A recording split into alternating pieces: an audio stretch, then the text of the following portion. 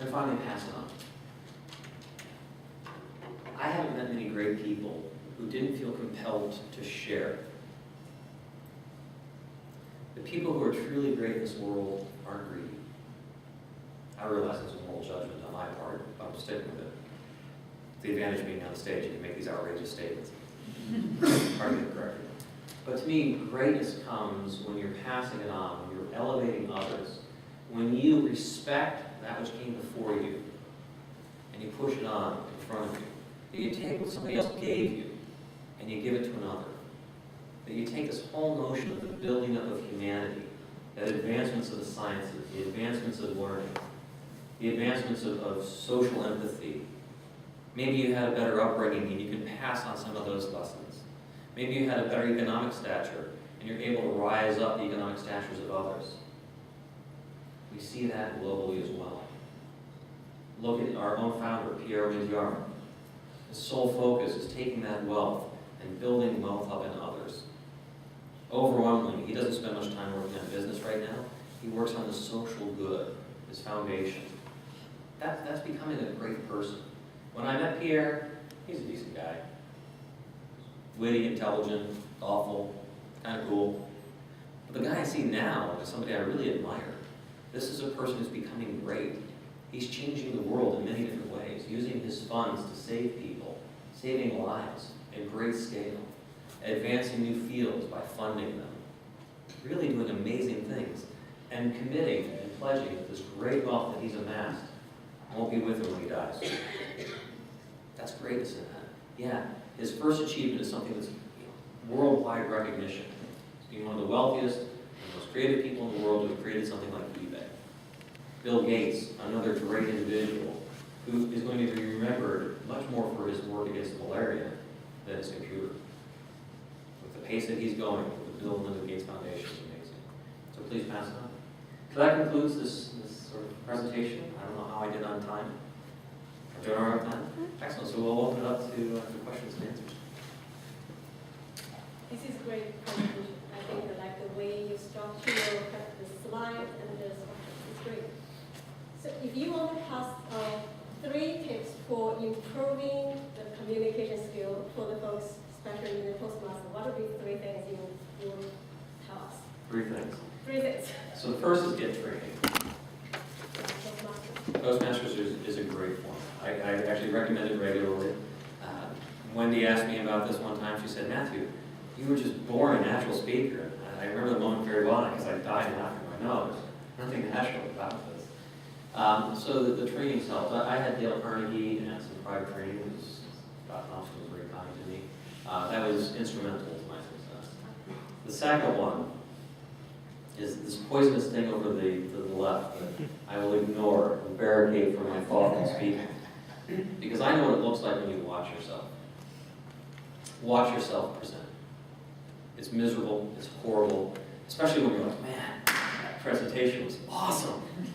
And then you watch it, it's like, so what I'm going to present today is the following thing right here. You're like, my God, do I actually speak that fast? It's ridiculous. Or you know, the people who watch themselves go like this when they back and forth on stage. I mean, there's things that you just can't hear. And the video camera is fantastic. And the third piece of advice I would give is take out the words. When somebody stands here like this, showing their backside and reading their slides, it's just a terrible presentation. You can't improve upon that. It's just going to be awful. Pictures are nice because people can listen at the same time to pictures. But when you put words up and you speak, people read the words, and brains don't work well doing 2 things at once. It's a horrible crutch.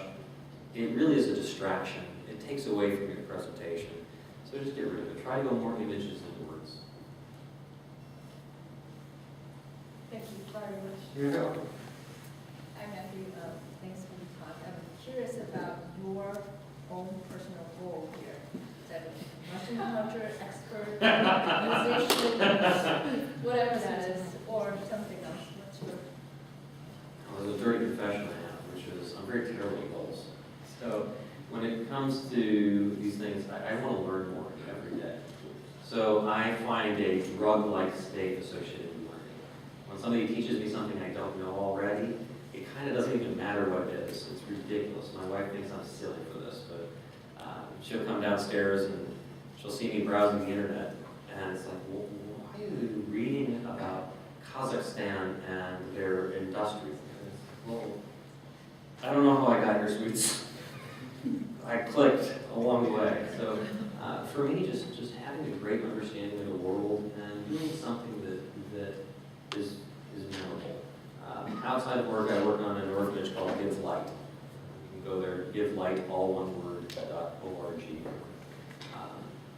When I do something that has something material, when I'm giving something to somebody else and it might be remembered, I can see that it's like a meme or a virus, it'll propagate forward. I find great satisfaction in that. And then in terms of what do I want to be when I grow up, I keep struggling with this. I have a question. Yes, please. Talk about being with great people like us, learning from them. So how do you transfer the enthusiasm, motivation to people who believe in you or people who report to you? What are the tools or what are the things you do? How do I transfer the enthusiasm? Well, there's something implicit, and I'll go back to the disclaimer, which whatever I have that might be great, I don't think about it much. So, I don't know, it's kind of one of those things where it's very self-indulgent. So I feel a lot about that. Brenda's here, she probably answered that one better than I could. The question was, how do you pass it on to? Yeah, how do I pass on what I know? Very enthusiastically. So, how do you pass on what you know? So not very well, she can't even think of it. You take the time. I think that's key. You take the time. Obviously, he's excellent at articulating his thoughts, and he spends the time and makes the investment, and that's 24/7 with Matthew. His internet is running on steroids. That's probably it, time. Time, yeah, it's the most expensive thing we have, it's the most valuable thing we have, so it's probably the best gift. Are there any speaking situations that create anxiety, get butterflies, nervous?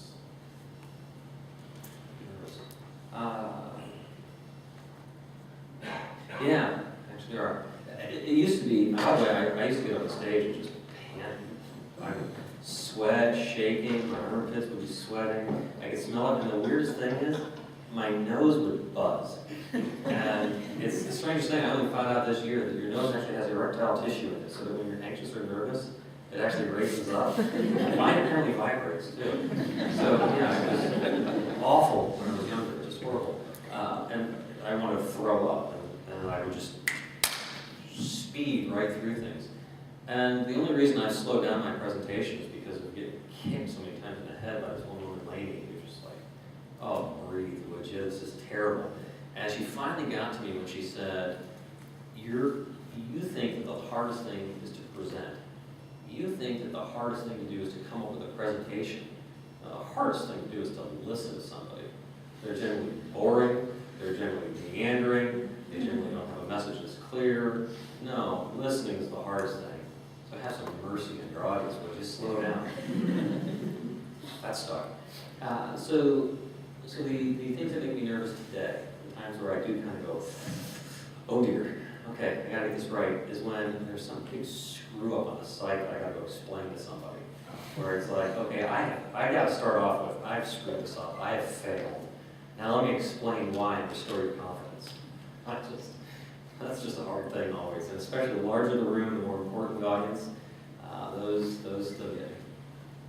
How did you get the pictures in your slide? I like them very much. How did I get them? I Googled them.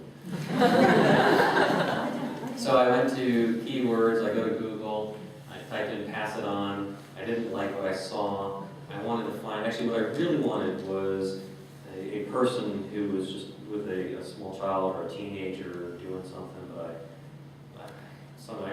all I got was raunchy pictures, honestly, every time I tried to like, pass it on, teach, learn. It's like teacher. Teacher's a foul image that comes up with teacher. You wouldn't have thought. I was like, teacher.